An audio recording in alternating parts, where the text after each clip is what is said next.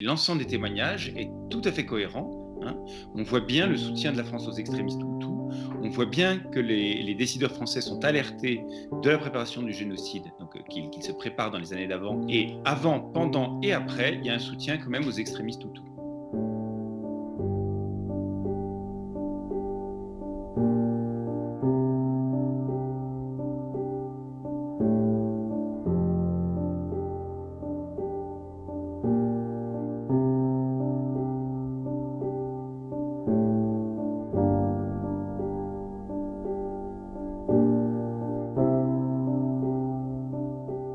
Il est assez varié. D'abord, il n'est pas le même avant, pendant et après.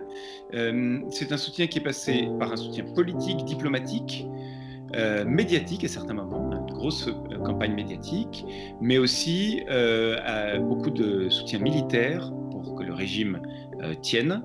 Et donc ce soutien militaire avant le génocide s'est concrétisé par de la formation et puis par des livraisons d'armes, beaucoup.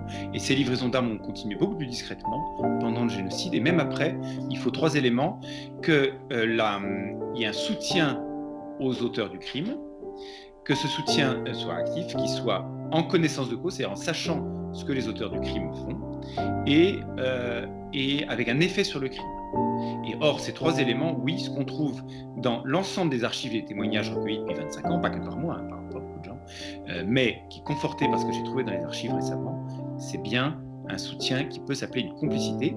Et par contre, à aucun moment je ne vois que ni des Français ont participé directement au génocide, ni qu'ils aient eu l'intention de faire le génocide. Ils ont soutenu ces auteurs parce que ça les arrangeait du point de vue politique, parce qu'ils avaient choisi de mener une politique qui était de garder leur mandat dans sa zone d'influence et donc d'avoir un régime qui lui soit fidèle. Or, les extrémistes hutus ont été les plus fidèles soutiens de la France d'un bout à l'autre. Un nom qui ressort tout le temps, c'est François Mitterrand, évidemment, qui est vraiment central, mais il y a un petit cercle autour de lui, et ce qui est très intéressant de voir, c'est que